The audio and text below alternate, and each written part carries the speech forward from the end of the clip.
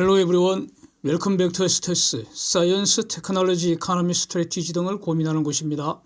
미국 주가가 대폭등을 했습니다. 그래서 좀 편안한 마음으로 이 상상력을 좀 많이 동원을 해서 삼성중공업의 신기술 동향부터 한번 정리를 하고요.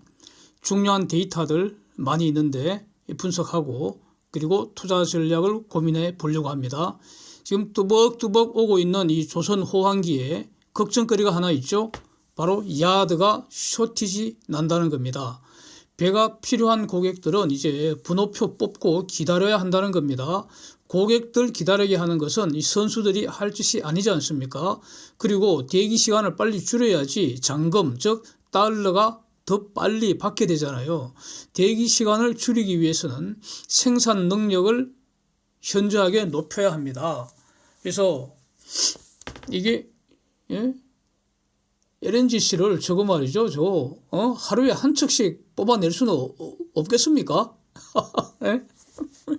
가령 사우디 네옴시티에 뭐 500m급 초고층 건물 롯데타워만한 거를 쭉 그 일렬로 늘어 세운다는 거 아닙니까? 한 170km 정도까지. 그러면은 그 500m급 초고층 건물 하루에 한 동씩 올릴 수는 없겠습니까? 그 불가능합니까?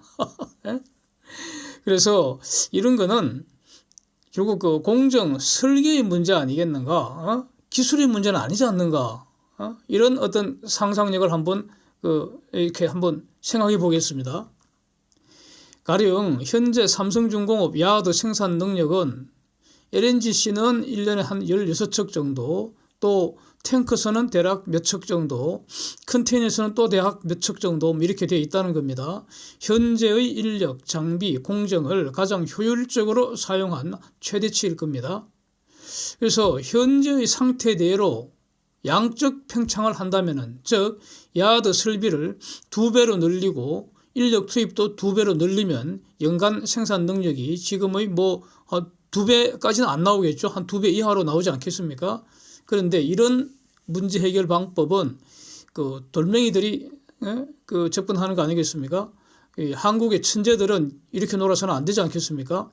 천재들은 어떻게 놀아야 될까요? 그래서 야드 자동화나 야드 로봇화 이렇게 가지 않겠습니까? 무인 자율 운항 기술을 선박에 적용하는 것과 조선소 생산 공정에 적용하는 것, 그 원리는 같을 것입니다. 스마트 쉽과 스마트 야드를 실현하는 원리는 다르지 않을 것으로 봅니다. 지금 참고로요, 조선소 야드를 하나 더 만들려 그러면은 시간은 대략 한 3년 걸린다고 하고요. 돈은 대략 한 3천억 원에서 4천억 원 가량 더 투입을 해야 한다는 겁니다. 그래서 이거는 돌멩이들이 하도록 내버려 두고요. 지금 LNGC를 건조를 하기 위해서는 일단 설계를 하고 그 다음에 철판 잘라서 붙이고, 그래서 이제 블록을 만드는 거 아닙니까? 블록을 모아서 더 큰 블록을 만들고, 더 큰 블록을 모아서 더 큰 블록을 만들고요. 더 큰 블록들을 모아서 최종 선박 조립한다는 거 아닙니까? 그래서 이 블록 공법을 왜 합니까? 그렇게 안 하는 것보다는 생산성이 높다는 거 아닙니까? 블록 공법이 생산성 높은 근거는 뭡니까? 가령 A, B, C 블록을 동일 장소에서 순차로 만드는 것이 아니라 각각 다른 장소에서 A, B, C 블록을 동시에 만든다는 거 아닙니까? 그래서 각 공정이 분산되어 있으니까 현장 상황 파악하려면은 이동을 해야 하는데 관련 부서들이 여기저기 흩어져 있잖아요. 어떤 사람은 저기 판교에 있고, 어떤 사람은 거제도에 있고, 또 선조는 저기 그리스나 덴마크에 있을 수도 있잖아요. 여기저기 흩어져 있다고요. 그래서 현재의 공정 상황에서 실시간 소통에 지금 제약이 있지 않습니까? 그래서 그동안 그 소통 방식에 발전한 걸 가만히 보면은, 소리 지르고, 그러다가 뛰가고, 왔다 갔다 하고, 아니면 유선 전화하거나, 무선 전화하거나, 팩스 쓰거나, 아니면 실시간 화상통화를 하거나, 카톡으로 영상을 송수신하거나 뭐 이런 거 아닙니까? 여기서 만약에 모든 공정을 실시간으로 3D 가상 공간에 실현시킨다면 어떻게 되겠습니까? 그래서 여기저기 흩어져 있는 연구소, 그 다음에 또 각 설계팀, 또 공정팀, 그래서 필요한 모든 인력이 동시에 어디서나 언제나 그 가상 공간에 접속만 된다면, 그러면 현재의 모든 공정 상황을 즉시에 파악하고 그래서 모든 구성원이 실시간 소통할 수가 있을 거 아닙니까? 그렇게 작업을 한다면은 생산성은 현저히 올라가지 않겠습니까? 이거는 가령 그 실시간 화상 통화로 주고받는 정보량보다 실시간 그 3D 공간에 동시에 접속하는 게 훨씬 더 많은 정보량을 더 정확하게 주고받을 수 있을 겁니다. 그래서 이 가상 공간에는 선주사도 들어오게 하면은, 그러면 거기서 이제 실시간 소통하고 컨펌도 받고, 그래서 그 직접 현장 방문하는 게 최소화되지 않겠습니까? 현장 방문이 많으면 많을수록 그 전부 다 그 코스트에 반영되지 않습니까? 비용 발생하잖아요. 그래서 현재의 설비로도 LNGC 건조 능력을 16척에서 20척으로 올릴 수만 있다면, 그러면 생산 능력은 25% 업 되는 거 아닙니까? 이것은 건조 속도 높이고 자본의 회전 속도도 높이는 것이고, 전체적으로 더 낮은 생산비로 더 많은 배를 더 빨리 만들 수 있다는 거 아닙니까? 그래서 한국의 천재들은 이렇게 놀아야 되지 않겠습니까? 물론 지금도 일부 부분적으로 이렇게 하고 있으리라고 봅니다. 그래서 이 3D 기술을 가상 공간에서 획기적으로 업그레이드 시키려는 그런 야망을 삼성중공업이 지금 갖고 있는 것으로 보인다는 겁니다. 구체적으로 한번 보겠습니다. 기사 한번 보시면은 프랑스 3D 전문기업인 다소 시스템과 MOU를 체결했다는 건데, 원래 이 내용이 말이죠, 그러니까 금년 6월에 최초로 나왔고요, 보도가 됐고요. 한국 기사 보시죠. 그 당시에도 제가 영상을 올린 게 있습니다. 근데 이번에 다시 나왔습니다. 좀 더 구체적으로, 그러니까 다소 시스템의 주력 제품인 것 같은데 3D 익스피리언스, 이건 제품명입니다. 플랫폼 이름입니다. 3D 익스피리언스, 이 플랫폼을 활용해서 생산 공정의 효율성을 획기적으로 높이려고, 효율성 높인다는 것은 위에서 본 것처럼 더 낮은 생산비로 더 많은 배를 더 빨리 만들겠다. 요걸 3D 익스피리언스 플랫폼을 갖고 실현하겠다, 이런 뜻으로 보인다는 겁니다. 부분적으로 사용되는 3D 기술 활용을 전체적으로 종합적으로 이게 전 공정으로 확장해서, 그래서 스마트 야드를 본격적으로 실현하겠다, 이렇게 이제 보입니다. 그래서 지금 나온 저 기사가 지금 6월 달에 나온 기사를, 저거 분명히 재탕 기사는 아닌 것으로 보이고요, 구체적으로 진전이 있는 것으로 이렇게 기대를 해보겠습니다. 매우 주목되는 문구가 있는데, Virtual Twins of Ships, Twins, Ships 다 복수입니다. 여기서는 Virtual Twins of Ships and Virtual Twin of Shipyard, 그러니까 Shipyard, 이거는 단수가 맞겠죠. 트윈, 그래서 트윈도 단수이고요. 그래서 Virtual Twins of Ships and Virtual Twin of Shipyard, 이렇게, 그러니까 요 간단한 구문에서 이런 모든 상상을 하게 됐습니다. 트윈이 쌍둥이니까 Virtual Twins는 가상의 쌍둥이들, 이런 의미가 있는데, 즉 각 블록을 만드는 공정들을 3D 가상 공간에 전부 다 실현시켜버리라 이겁니다. 그러면 누구나 언제나 어디서나 실시간 접속해서 소통할 수 있다 이겁니다. 3D 가상 공간에 들어오는 사람이 누구겠습니까? 저는 안 들어가죠. 여러분도 안 들어갈 겁니다. 네? 그 블록에 관심이 있는 사람들, 즉 선주사들, 회사의 공정 매니저들, 연구원들, 설계자들, 생산 요원들 관심이 있겠죠. 그러니까 그 가상 공간에 다 들어가서 거기서 서로 정보를 교환한다는 겁니다. 정보 교환이 뭡니까? 오더를 내리는 것도 정보 교환이고요, 보고하는 것도 정보 교환이죠.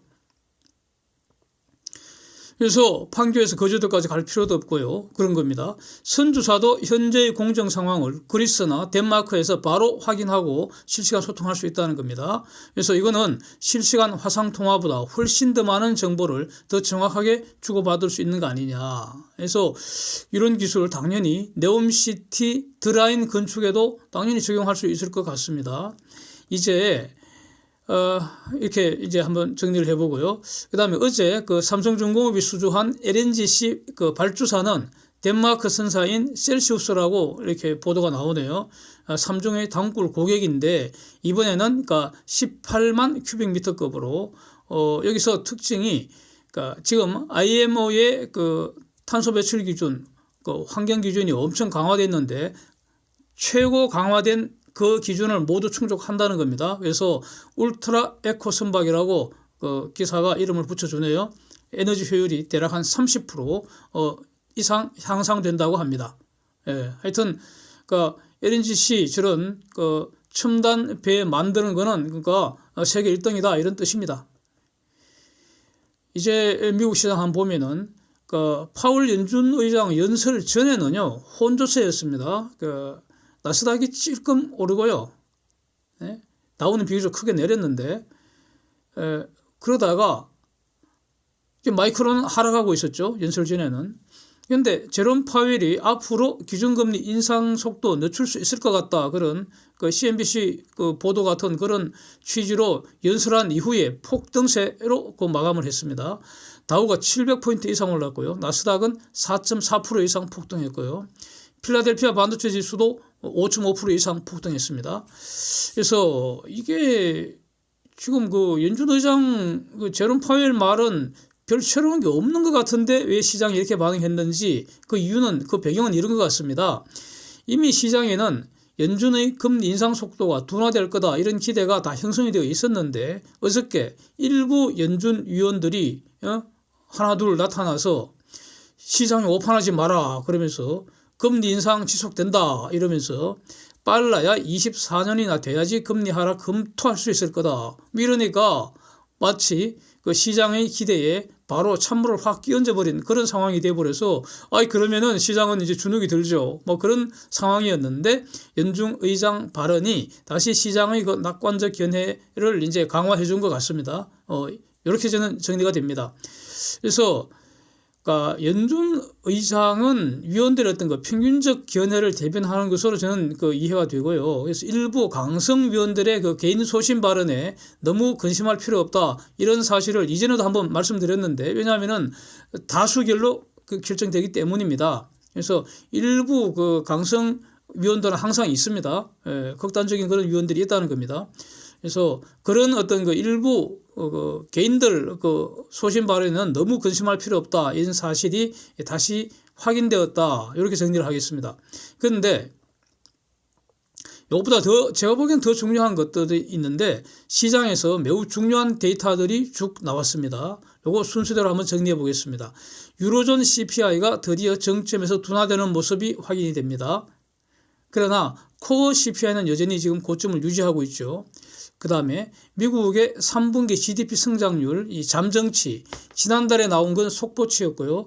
어제 나온 게 잠정치였는데 2.9%로 이 속보치인 2.6%나 이거보다 훨씬 더 나은 모습입니다. 즉 미국 경제는 생각보다 더 강하다는 의미 아니겠습니까?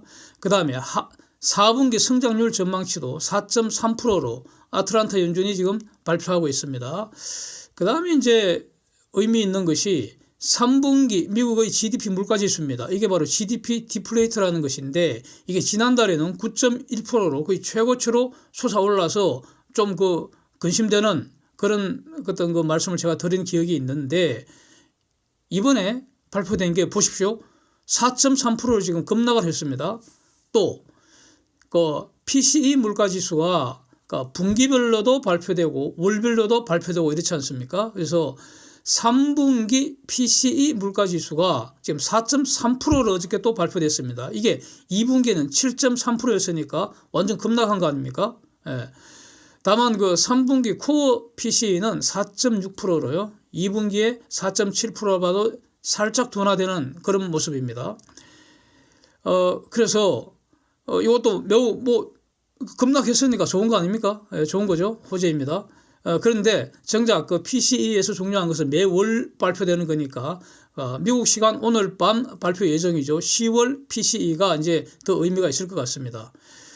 그리고 또 매우 중요한 것이 30년 모기지 금리가 6.49%로 지금 3주 연속 하락했습니다. 그러면 이게 지금 그 미국 그 주택 시장이 회복되느냐 그런 것 같지는 않습니다.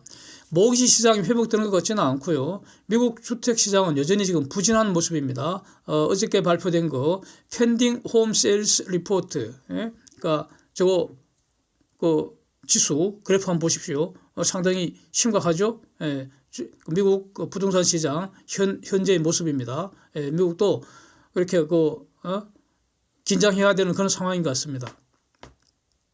그러면 모기지 금리 저거 왜 떨어졌느냐? 아마 그 인플레이션 둔화 신호하고 미국 장기 국채 금리 하락을 반영한 것으로 이렇게 해석을 하겠습니다.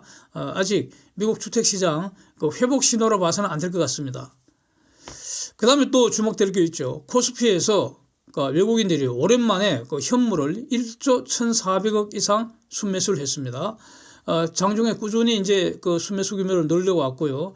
장중에는 선물도 대규모 순매수 했었죠. 그런데 마감 후에 봤더니 선물 순매수는 좀 줄었습니다. 그래서 3천억 대략 한 3천억 가까이 이렇게 순매수를 유지를 하고 있습니다.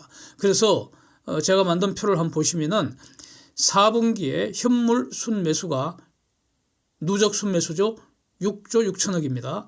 2분기에는 순매도 마이너스 8조 4천억 이것과 비교하면은 지금 정반대로 가고 있다는 겁니다. 그래서 외국인들 선물과 현물 동시에 순매수하고 있다. 즉 롱플레이 하고 있다. 이런 말씀 엄청 많이 드렸습니다. 그런데 이제 더욱 확실하게 확인할 수 있는 것 같고요. 그 다음에 선물 누적 순매수도 지금 2조 4천억 이상입니다. 어제 그 종가 기준으로. 그래서 그러면 이 누적 선물 그 순매수 여기서는 분명히 상당한 평가 이익이 나고 있을 겁니다. 그래서 이걸 뭐 이익 실현하기 위해서 팔 이유가 전혀 없죠. 그냥 가만히 갖고 있으면은 다음 주 목요일에 그대로 청산시켜버리면은 그냥 뭐 떼돈 벌게 되는 거죠.